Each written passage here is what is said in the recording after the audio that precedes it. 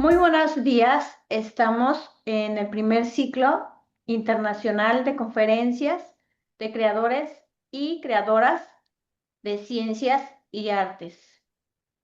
Hoy tenemos la participación muy especial de la doctora Leonor González, quien nos va a hablar de un tema muy interesante que a todos nos afecta. Em, y se trata nada menos de este vínculo entre la justicia social, la memoria, la narrativa y las desapariciones. Y es un tema que considero que a todos nos afecta, pero ¿quién mejor que ella para explicarnos qué es lo que hace, cómo logra vincular algo que aparentemente no tiene un punto en común, como lo es la violencia y las narrativas a través del performance? Bienvenida. Hola, muchas gracias. Buenos días. Bueno, mi investigación de doctorado justamente consiste en hacer un sobrevuelo en cómo las personas se han autorrepresentado a raíz de de la agudización de la crisis del problema de desaparición en México. Nosotros sabemos, gracias a estudiosos del área de ciencias sociales, que es un problema que tiene una larguísima data en nuestro país, pero a raíz de el narcotráfico ha adquirido otras formas de administrarse, otras formas de manifestarse, y en ese sentido ha sido interesante ver cómo las familias, con el afán de mantener viva la memoria de esos seres queridos a los que están buscando, encuentran formas de representar y de recordar a sus seres queridos.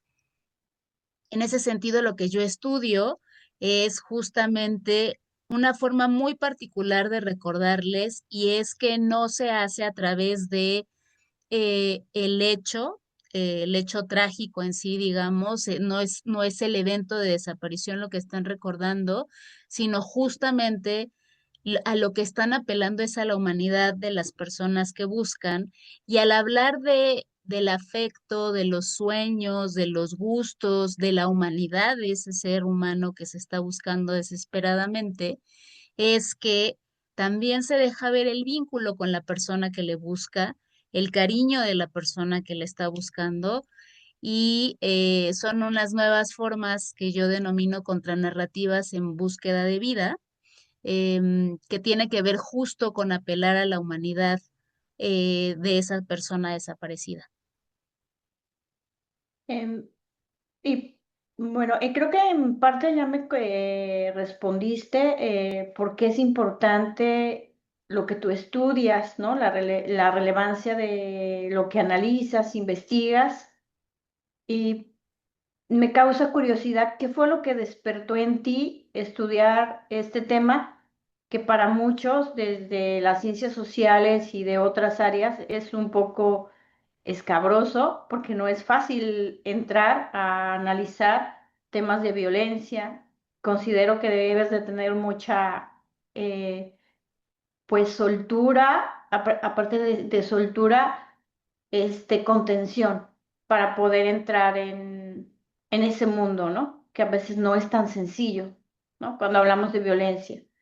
¿Qué fue lo que despertó en ti estudiar esto? Bueno, yo estaba haciendo mi investigación de maestría, y en esta, a mí lo que me interesaba era ver cómo las compañías de teatro del noreste de México, específicamente de Tamaulipas, se habían reconfigurado a raíz de los sucesos de violencia tan agudos que atravesaron después del 2011. Era un estado que, si no lo sabíamos, porque de pronto hubo una autocensura muy fuerte en medios, la gente se había autoimpuesto toques de queda, los gobernadores iban a dormir a Estados Unidos, o sea, como iban a trabajar y iban a Estados Unidos por la cuestión de seguridad. Había caravanas para atravesar ciertas carreteras porque era peligroso atravesarlas, recorrerlas. Y en ese sentido, en ese estado de desconfianza y de alerta máxima, a mí me interesaba cómo es que las compañías de teatro, que se supone que uno va y está en un lugar con extraños, cómo con tanta desconfianza, con tanto temor del otro, de salir a las calles, es que seguían subsistiendo las compañías y cómo le hacían. Y en esa pesquisa justamente conozco el caso de unos artistas callejeros desaparecidos, Omar, Fernando, Jefté, y me conmovió muchísimo el hecho de que ellos estuvieran haciendo demostraciones de paz en las calles. Ellos pensaban que al hacer estos actos que estaban atravesados entre el circo, el teatro, iban a cambiar un poco el imaginario de lo que estaban viviendo las personas en Tamaulipas, iban a lograr otra vez esa cohesión, esos lazos sociales se iban a reanudar en el estado en el que ellos trabajaban. Ellos estaban laborando en Ciudad Victoria. Y bueno, los levantan, este eufemismo para hablar de la gente desaparecida, los levantan y desde 2013 no se ha sabido de ellos. Y me resultó muy conmovedor y fue un acercamiento muy distinto al problema de la desaparición. Escuchar por parte de sus compañeros artistas, de sus compañeros teatreros, cómo es que el arte en realidad nos salva, pero el arte muchas veces a partir del acompañamiento y del poder despertar otros imaginarios permitía que la gente resistiera y encontrara nuevas formas de mantener el día a día, mantener la vida. Y ahí empecé a hacer un acompañamiento con un colectivo de familiares desaparecidas que se llama Colectivo Familiares en Búsqueda María Herrera. Y eso me permitió conocer desde otro lugar lo que supone la búsqueda de personas en México, desde el infierno que supone ir a levantar la denuncia, desde los esfuerzos que están haciendo constantemente para hacer reformas necesarias, no solo para la búsqueda, sino para la identificación, para que no se dé lo que se conoce como la doble desaparición, que es que una vez que encuentran el cuerpo se pierde en los registros porque no se anotó adecuadamente, es decir, atraviesan varias desapariciones las personas desaparecidas, cómo tienen que estar luchando porque no los quiten de los registros de personas desaparecidas, porque aún no los encuentran. Y eso, para mi investigación de doctorado, lo que supuso fue pensar en qué formas de memoria se despertaban, no desde el Estado, sino desde la propia sociedad para recordar y rememorar estos hechos de violencia y específicamente lo acoté a las manifestaciones de los colectivos de búsqueda. Como vino la pandemia, había que cambiar un poco el registro, digamos, desde dónde lo iba a investigar. Y entonces empecé a explorar las publicaciones que ellos mismos habían hecho, que tenían que ver con cómo rememoraban y cómo dejaban huella de estas desapariciones en textos, en escritos. Y es así como empiezo a distinguir esta forma otra de contar las desapariciones, que justamente no se centra en la desaparición. ¿Por qué? Porque muchas veces estas familias han enfrentado la criminalización de sus seres queridos y entonces para ellos era muy importante hablar de la humanidad de las personas. En ese sentido tienes toda la razón. Hay que ser muy cuidadosos cuando se está investigando este tipo de problemáticas. Lo que menos queremos como investigadores es hacer más daño o extraer este famoso extractivismo académico. Al final estamos acompañando el devenir de un territorio vivo y hay un fuerte compromiso ético, hay una postura muy clara de cuidado en cómo uno se acerca a estos colectivos porque nos volvemos parte de su historia. Y cómo, a pesar de que ya han pasado un par de años desde que yo me gradué y tal, sigo manteniendo contacto con los colectivos, seguimos escribiéndonos. eh, no, yo no estoy usando su conocimiento para mi beneficio, al contrario, lo que queremos es que eso que ellos generan en sus propios términos, después de todo lo que han atravesado a lo largo de estas décadas, justamente es cómo hacemos que resuene ese mensaje de forma que llegue a esos otros espacios donde muchas veces no llega el mensaje. Lo que yo pretendo con esta investigación justamente es que la gente se dé cuenta de que la desaparición de personas la hemos normalizado a lo largo del tiempo porque hemos convivido con ella durante, insisto, desde los 40 más o menos. Y siempre se ha acompañado por parte del Estado de un discurso de criminalización. Ah, pues es que los que desaparecen es que en algo andan, es que estaban en malos pasos, o los famosísimos daños colaterales, o con las mujeres sucede una cosa muy interesante, que es que siempre hay una cosa como que se fue con el novio, al rato regresa, pues en fin. Y lo que queremos hacer es resaltar la humanidad de estas personas, que no se vuelvan esta abstracción eh, que de pronto se pierde del imaginario. En México hay tantas cosas sucediendo todo el tiempo que es fácil perderse en la cantidad de tragedias y catástrofes que ocurren.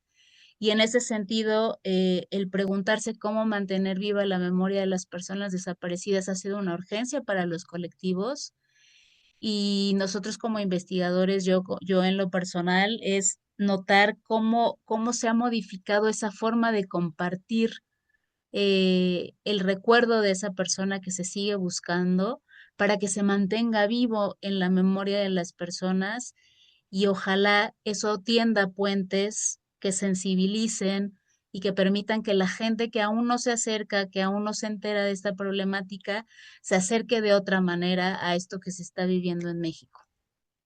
Eh, pues me parece que es noble y valiente lo que haces, porque no, vuelvo a repetir, no cualquiera se mete en este tema, y, pero me llama la atención en todo este proceso de contención que se le brinda a las organizaciones. eh, ¿Tú cómo te contienes o digamos, cómo te afecta a ti en lo, sobre todo en lo personal, no tanto en lo profesional? Todo lo que llegas inclusive a procesar, porque me imagino que cuando estás procesando los datos, hay datos que pueden ser muy desgarradores, ¿no? Entonces, ¿cómo logras esa contención, ¿no? O cuáles son como tus estrategias para que no te afecte de manera personal y, bueno, qué efectos tiene en lo profesional. Y hay algo que dicen constantemente los colectivos y es que no todas las personas van a acompañar esta problemática.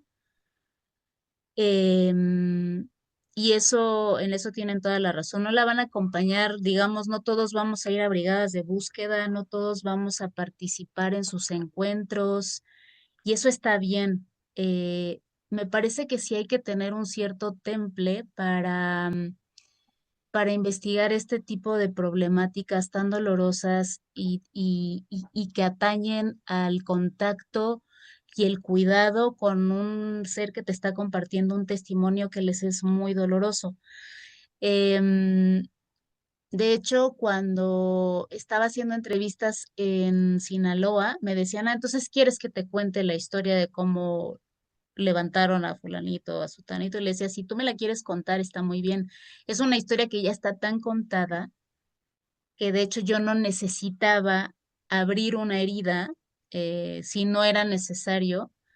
Si las personas la quieren contar, porque es algo que me dijo Mirna Nereida de las Rastradoras del Fuerte, me dice, a lo mejor a ti te parece duro que a la gente la hagan testimoniar una y otra vez. Esto yo lo comentaba a propósito de la labor que hacen en la brigada de búsqueda, y es que van a escuelas a sensibilizar a los niños, a las niñas, y muchas veces no les están haciendo caso. Entonces tienes a un montón de mujeres testimoniando el, el acontecimiento más doloroso que han vivido, y los niños no quieren escuchar eso, no de esa manera al menos.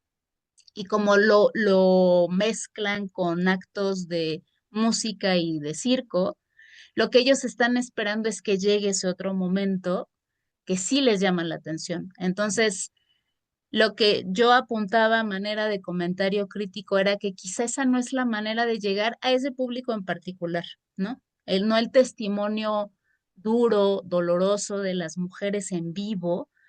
A lo mejor ahí se requerirían otras experiencias. Hay buscadoras como Julsin, que ella es cuentacuentos y lo que ella hace es muy bonito porque no habla de desaparición, habla de que alguien se le perdió y entonces cuenta un cuento de cómo se perdió alguien y me parece que esa estrategia en particular sirve para ese público al que ellos quieren llegar y sensibilizar. Pero a propósito de eso me decía Mirna, a mí, o sea, ya no me duele hablar de cuando perdí a mi hijo. A lo mejor es algo que a ti te incomoda, pero a nosotras no. Y yo creo que más bien ahí es depende de la persona. Hay gente para la que todavía supone una herida abierta, dolorosa, punzante, y entonces hay que tener un cuidado muy específico con cómo preguntamos, qué preguntamos y para qué lo estamos preguntando. Muchas veces esa información llevan tanto tiempo en la búsqueda que es una información que ya no necesitamos hurgar. Y eso supone justo este cuidado del que estoy hablando, esta postura ética del cuidado, cuando uno enfrenta este tipo de problemáticas, de tragedias. En lo personal, de pronto se vuelve fuerte acompañar porque uno sabe que cuando uno grita no están solas, en realidad yo me voy a mi casa y ellas siguen buscando, ellas siguen con el peso. No llevamos el mismo peso y eso es importante señalarlo. De pronto hay académicos que ya se como que se enarbolan en este discurso y casi casi que sienten exactamente lo mismo. No nos sentimos lo mismo. Lo estamos viendo desde un lugar, es un posicionamiento ético muy situado, desde dónde estamos investigando el tema, desde dónde lo estamos acompañando y justamente darle la importancia a estas voces más allá del testimonio. Estos colectivos no solo nos permiten a nosotros recabar esas historias de vida tan importantes de gente que ahora se busca, también han generado conocimientos muy particulares vinculados con la desaparición, han impulsado leyes, han impulsado reformas, se han vuelto cartógrafos, se han vuelto forenses y parte del acompañamiento y parte del cuidado y parte de la postura ética es justamente reconocerle su labor como eh, generadores de conocimiento constante, porque son, al final son más del 90% de las mujeres que buscan, son ellas las que están constantemente en el campo, entendiendo las lógicas de la desaparición desde la urgencia de buscar y son ellas las que han resignificado su vida para que nosotros nos enteremos, para que de alguna u otra forma les acompañemos, pero son las que siguen batallando constantemente porque el Estado esté a la altura, digamos, de la urgencia de la búsqueda. Bueno, creo que es muy importante todos los puntos que nos has narrado, comentado.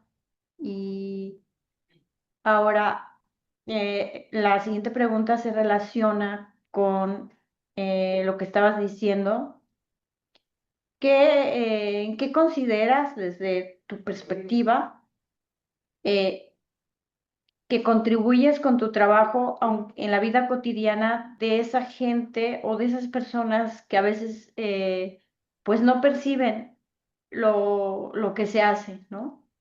Desde la esfera académica, desde la esfera de investigación sobre todo, con el afán de contribuir, ¿no? En este caso, en este fenómeno social de lo que implica la violencia, la desaparición, ¿no? Porque van vinculados muchos factores. Sí, ¿cómo contribuye esta investigación? Yo espero, o por lo menos mi escritura está dirigida a esas personas que todavía no saben las profundidades a las que llega esta problemática. Se calcula que solo una de 10 desapariciones se reporta y tenemos más de 130,000 personas desaparecidas en México. Entonces, nuestra cifra negra es, ni siquiera la alcanzo a dimensionar. Lo que yo intenté hacer en la investigación justamente es dar cuenta cómo hay discursos que posibilitan y justifican la desaparición. A raíz de las publicaciones que yo investigo, Memoria de un corazón ausente, La presencia de la ausencia y Recetario para la memoria, ubico los periodos administrativos, ¿no? Que van desde Fox hasta Andrés Manuel López Obrador. Y lo que hago es ver cómo se ha hablado oficialmente, hegemónicamente, de la desaparición, cómo se justifica, cómo se posibilita, cómo se matiza la problemática y el discurso no solo normaliza y criminaliza, también posibilita que persista este fenómeno. Entonces hago un contraste entre estos discursos hegemónicos para luego hablar de estas contranarrativas, estas historias de las que usualmente no sabemos, porque no siempre se habla en primera persona cuando se reportan estos casos. Sabemos qué ocurre, sabemos qué pasa, hay una cifra por ahí, pero una cifra es muy difícil de aprender, ¿no? Una cifra, por más descomunal que parezca, en realidad no nos está hablando de la urgencia de lo que supone hablar de más de 130,000 personas desaparecidas.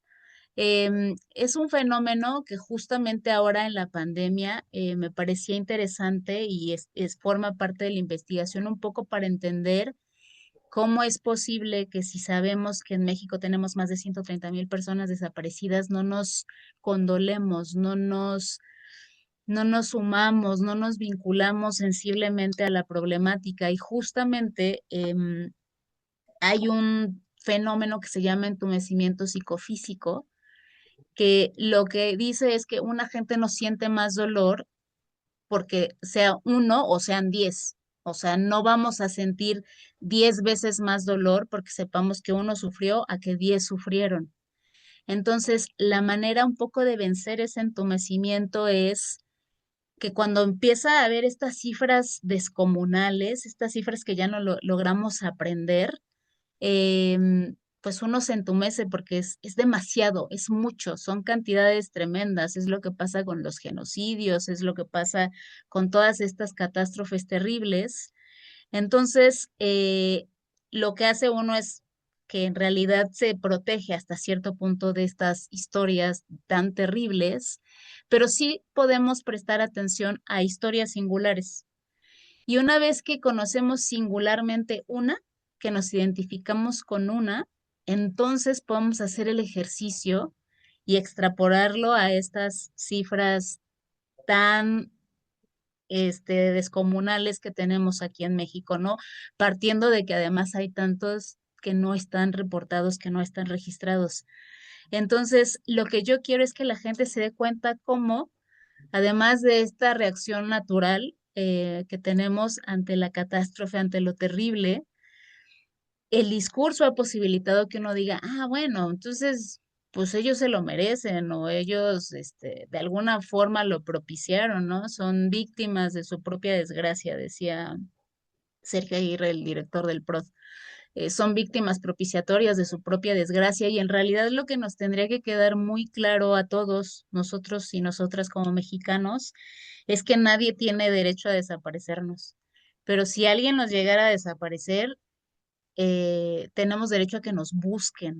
Y lo cierto es que es una tarea que ha desbordado por completo al Estado, es una tarea que todavía tiene muchos rezagos, que tiene muchas problemáticas que enfrentar. Y lo que quiero dejar muy claro aquí es que las voces más importantes, es decir, tengo un montón de historiadores, de antropólogos y tal, pero las voces más importantes vienen para mí de los colectivos que son los que están en el terreno constantemente buscando, porque hacen búsqueda en el campo, búsqueda en el mar, búsqueda en los reclusorios, o sea, hay búsqueda también en vida, que es una búsqueda de la que casi no se habla y que la gente tenga un panorama que le permita entender cómo es que hemos llegado hasta este punto donde rebasamos más de 130,000 personas desaparecidas en México y, y que se acerque de otra forma a la problemática. Es revelador los datos que nos da sobre la desaparición, sin duda. Y creo que en parte ya lo comentaste, pero ¿hay algo más que quieras dar respuesta con las investigaciones que te consideres que te hace falta hacer desde el campo de acción, desde tu campo de acción? Pues en realidad falta mucho, ¿no? Hay un público al que todavía no llego y es algo que comentamos los que nos dedicamos a esta labor y que trabajamos desde distintos lugares la problemática y es que muchas veces quienes nos escuchan, quienes nos leen, quienes atienden a los coloquios y tal, es gente que ya está interesada en el tema, gente que ya es sensible a la problemática y yo a los que quiero llegar es a la gente que sigue culpabilizando a la gente por haber desaparecido, a esas personas que comentan todos los 26 de septiembre que por supuesto que desaparecieron a los estudiantes de Ayotzinapa porque se robaron un camión y entonces se lo merecían. Son esas personas, son esas voces, son esas ideas las que quiero combatir, las que aun cuando una persona hubiera cometido un crimen, digan, nadie merece ser desaparecido porque para eso tenemos un Estado de Derecho. Entonces, lo que yo quiero lograr con esta investigación en particular es que la gente se acerque a las numerosísimas publicaciones que hay sobre memoria de personas desaparecidas que abarcan un montonal de registros. Yo específicamente me centré en tres que me parecen un esfuerzo muy grande por decir cómo hacemos para que este mensaje llegue y llegue de otra manera, ¿no? Entonces, en Memoria de un corazón ausente, historias de vida, lo que hacen son cartas que escribe la gente que busca, las mujeres que buscan a su persona buscada. Son mensajes muy íntimos, muy amorosos, porque le están hablando a esa persona que lamentablemente no va a recibir la carta o que todavía no la recibe, y nosotros nos podemos enterar un poquito de su dinámica, de su día a día, de su familia, de cómo las extrañan, de cómo les recuerdan, y eso se vuelve una cosa muy potente porque es muy íntima, es muy personal y se vuelve un mensaje muy poderoso para los que estamos leyendo atrás porque sentimos que conocemos a esa persona que se busca. Esta publicación además tiene la posibilidad de descargarse gratuitamente, tiene la posibilidad de que si tú quieres escribirle algo a esa mujer que busca, le puedas mandar una carta. Hay gente que no siente, nos dicen, no sé qué decirle, no sabría qué mensaje darle. Bueno, puedes mandarle un dibujo, mandarle unas palabras. Cada vez que se presenta este libro, que es gratuito para las universidades, se hace bordado a varias manos, es decir, se está buscando vincular y tejer una red grande a partir de esta publicación. La presencia de la ausencia también es un esfuerzo del colectivo Fuerzas Unidas por Nuestros Desaparecidos Nuevo León, que busca decir, sí, la gente que desapareció en algo andaba. Andaba estudiando, andaban pintando, porque aquí tenemos artistas grafiteros, tenemos gente que estudiaba idiomas, tenemos gente que cantaba vallenato. Lo que nos quieren mostrar es eso en lo que andaban, que no tiene nada que ver con lo que el Estado dice en qué andaban, ¿no? Entonces, mostrarnos las particularidades, mostrarnos sus rostros, que los veamos más allá de la ficha de búsqueda que ya normalizamos y muchas veces ni siquiera vemos, aunque haya muchas pegadas en los espacios públicos, lo que quieren es regresar justamente la humanidad de esas personas que nos están compartiendo. Y el recetario para la memoria es un esfuerzo muy interesante que hace Sahara Gómez Luquini con las Rastradoras del Fuerte, que es, vamos a hablar de las personas desaparecidas, pero desde su comida favorita. Entonces, le hacen el platillo favorito a esa persona que están buscando y ya después que conociste ese gusto tan particular, que viste esos, digamos que pudiste entrar a la cocina porque puedes ver esa cocina de la persona que le preparó el platillo, después te enteras de qué pasó, después te enteras de cuánto tiempo llevan buscándole, si ya la encontraron.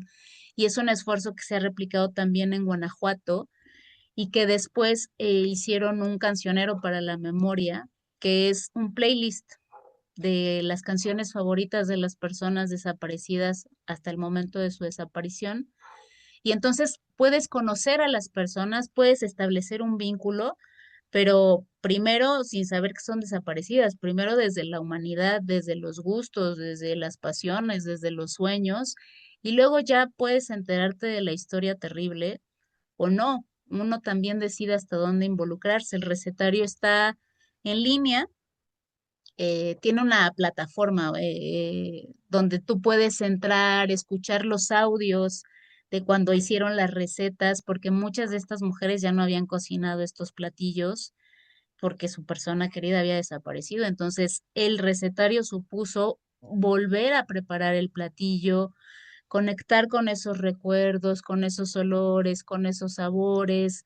En la plataforma también puedes encontrar, de acuerdo a dónde estés ubicado, formas de apoyar, formas de colaborar con los colectivos de búsqueda.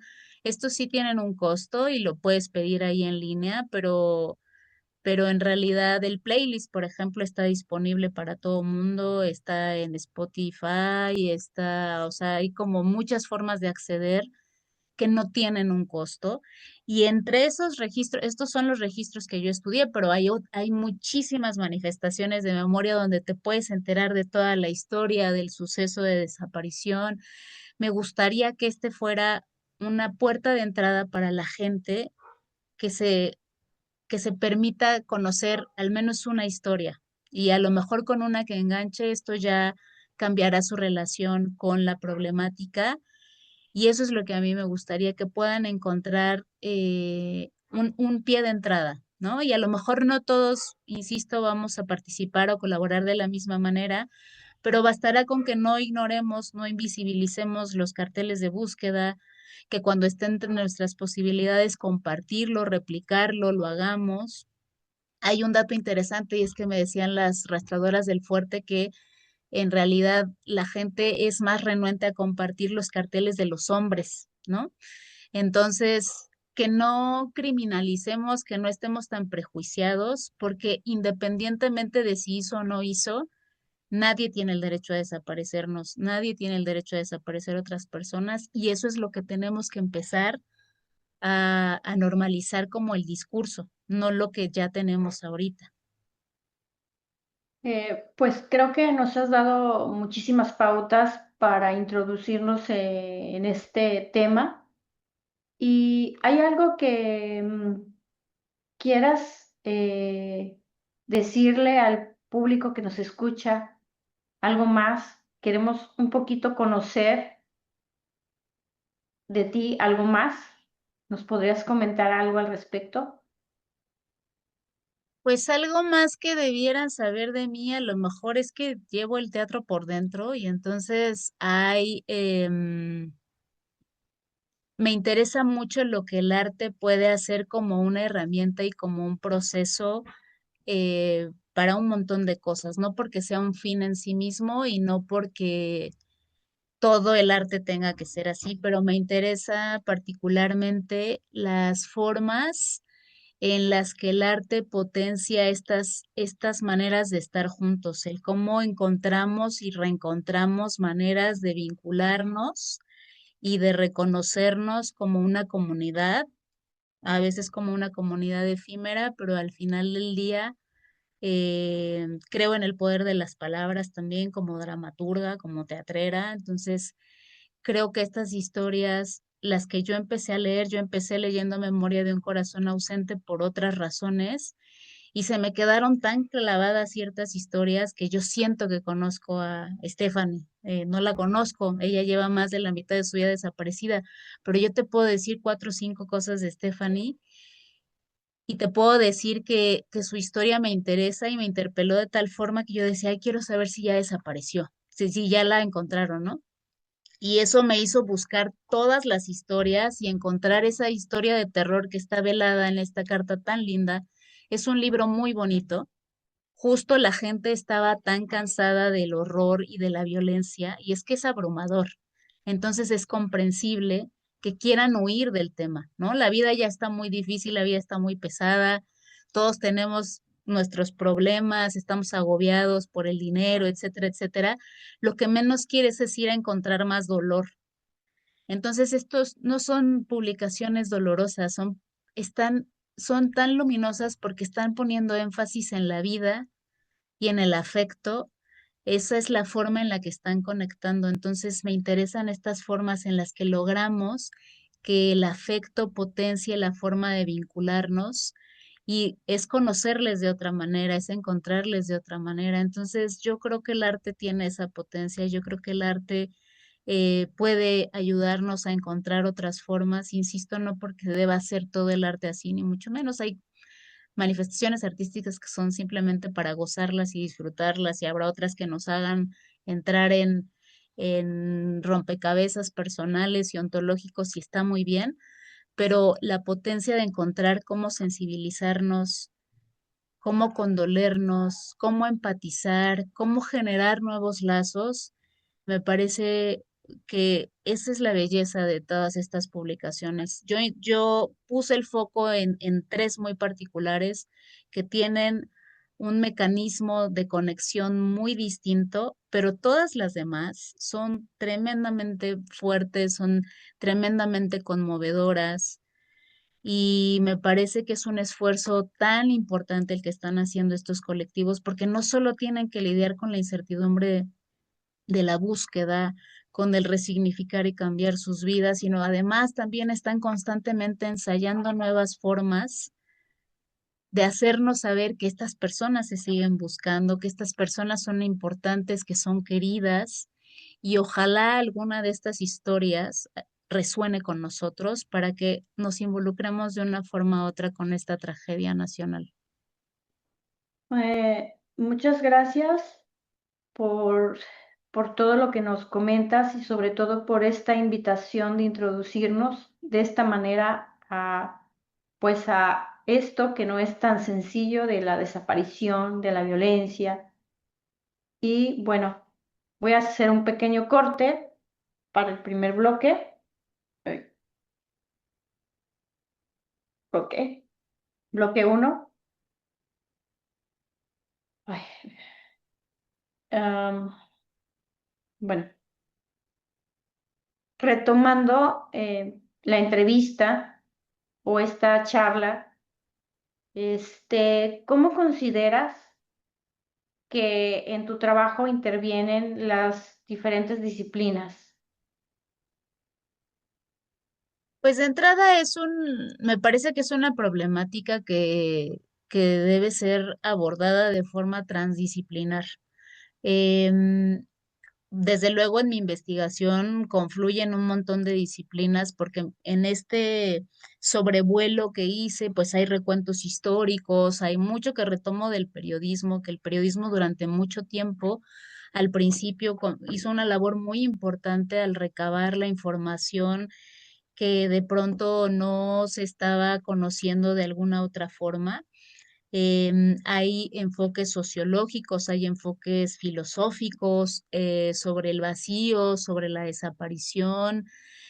Por supuesto, me ha interesado que, que sea una investigación lo más nutrida posible en el sentido de que no nos vamos a meter de lleno a los debates. Por ejemplo, hay una disputa muy importante sobre si el término de desaparición debería quizá diferenciarse, porque en estas personas desaparecidas están personas que se salió el abuelito con Alzheimer y entonces ese está aquí.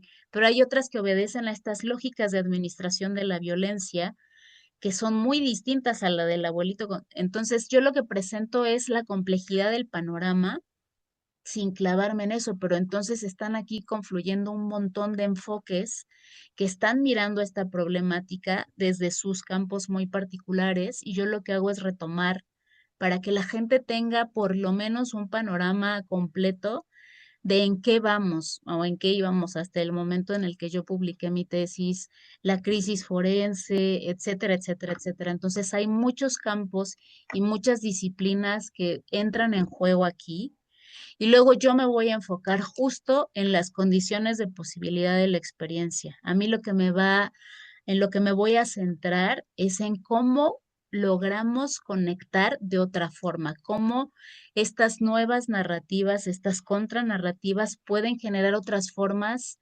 de conmover, de conmovernos, de vincularnos, de sensibilizarnos, porque lo decía Sahara y lo decía muy bien, o sea, nosotros no nos podemos cansar de hablar del problema.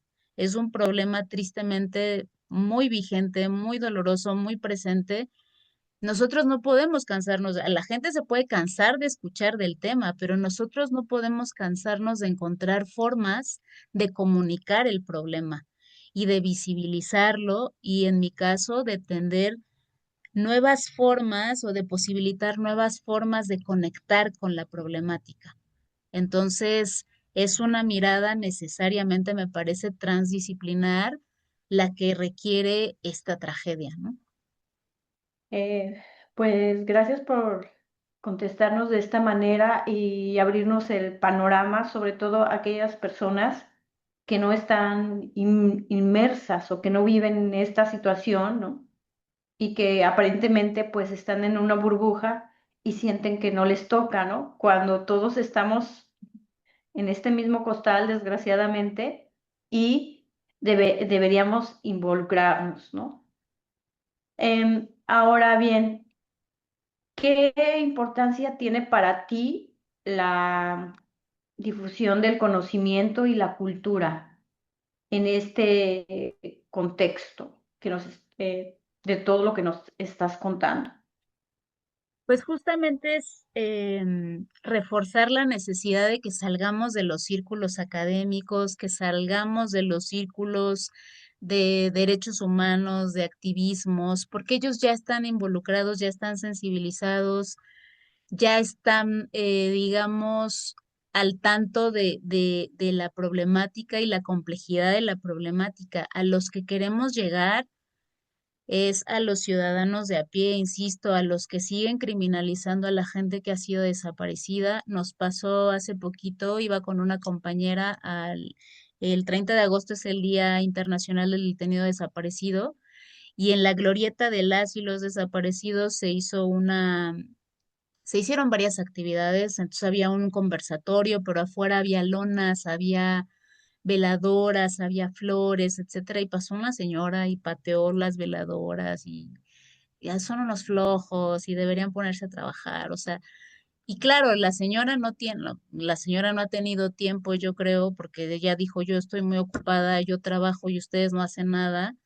Necesitamos llegar a esas personas que el día a día les consume y que no leen noticias y que no tienen tiempo de leer libros o de leer artículos. Tenemos que encontrar formas también de hacer llegar este mensaje para quienes es una realidad que todavía no saben que podría ser la suya, y que entiendan y se conduelan de lo que está pasando. Sí, a todos nos pesa cuando nos cierran la calle porque hay una manifestación y entonces te quedas atorada en el tráfico y todos sabemos la complejidad de habitar una ciudad grande y caótica, pero necesitamos llegar a esas personas a las que ahorita el mensaje todavía no les ha resultado como lo suficientemente conmovedor para decir, híjole, me parte un poco el día, pero ojalá les encuentren, ¿no? O lo que sea.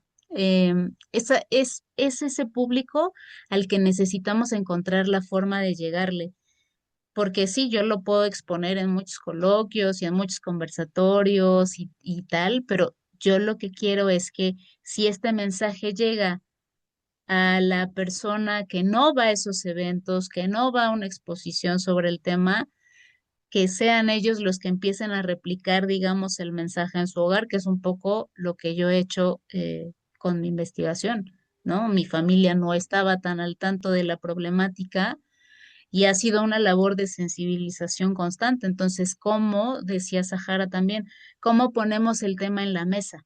¿Cómo hacemos para que este tema, esta problemática llegue a la mesa de no solo de los mexicanos, de todo el mundo, y que sea algo que se debata y que se platique y que se pueda abordar desde eso, desde el foro, desde la familia, desde los círculos más cercanos, para que vayamos restándole normalidad a la forma en la que hemos naturalizado la desaparición, ¿no? Bueno, muchas gracias. ¿Y cuáles serían, bueno, continuando con la narrativa y con lo que nos cuentas, cuáles serían esas estrategias que tú utilizas para tratar de llegar a ese público que parece no estar sensible al tema, no tener tiempo o que ni siquiera ha escuchado nada? ¿Qué estrategias de comunicación utilizas? Pues sobre todo ahorita he intentado que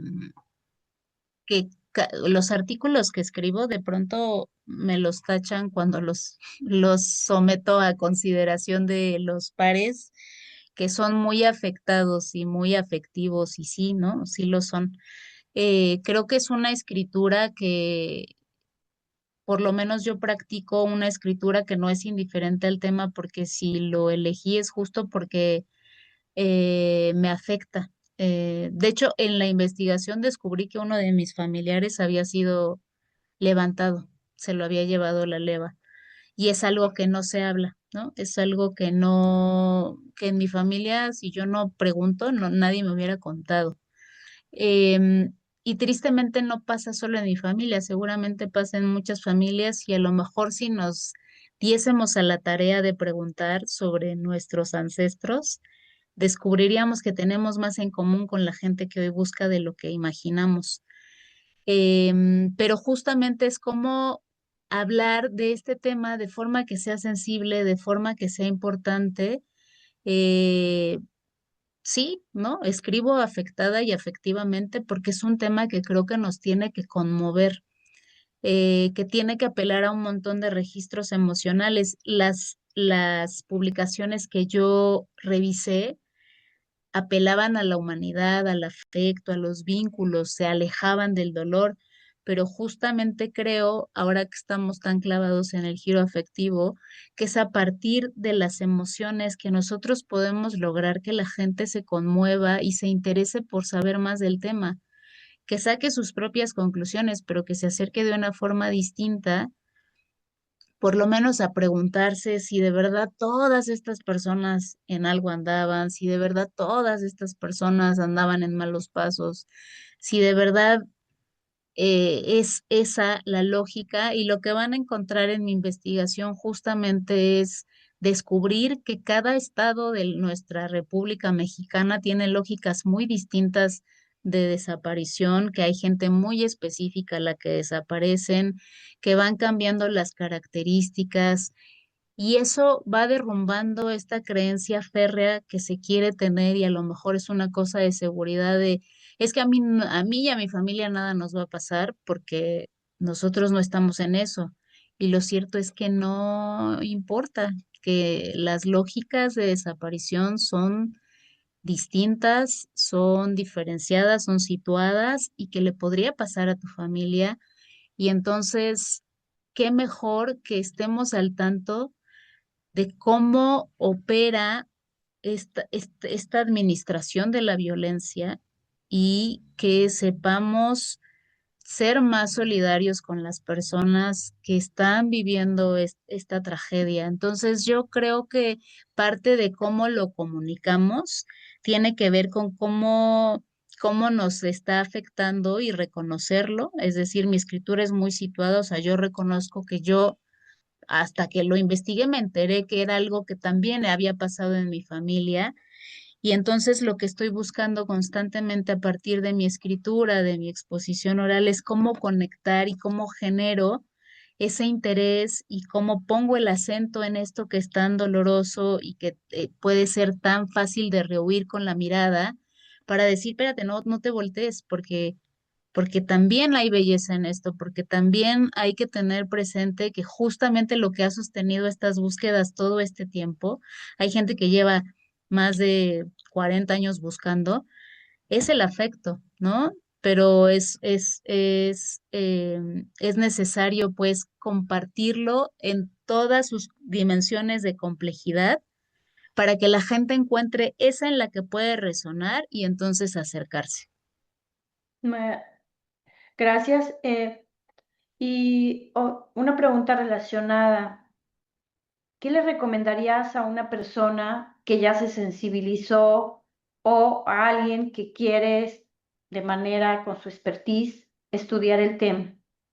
¿Qué le recomendarías? ¿Cuál sería tu recomendación o consejo? Pues yo lo que les recomendaría es que se acerquen al colectivo de su ciudad. Hay muchos colectivos, tristemente, en todas partes. Que se acerquen y que pregunten directamente. Es algo que les preguntan constantemente, ¿no? Como, ¿qué podríamos hacer? Yo sí creo que es una investigación que se hace con los colectivos, ¿no? Si vas a tomar ejemplo de lo que ellos hacen, de lo que ellos han realizado y aportado al tema, em, que lo hagan desde esta mirada horizontal, ¿no? Que ellos son generadores de conocimiento, que tengan ese cuidado y ese respeto por esta problemática para acercarse al tema, que sean muy honestos con lo que van a hacer, con lo que pueden hacer y con qué tanto se van a comprometer. La necesidad de los colectivos es muy grande y muchas veces el investigador está un ratito, saca lo que necesita y se va, ya no vuelve a aparecer.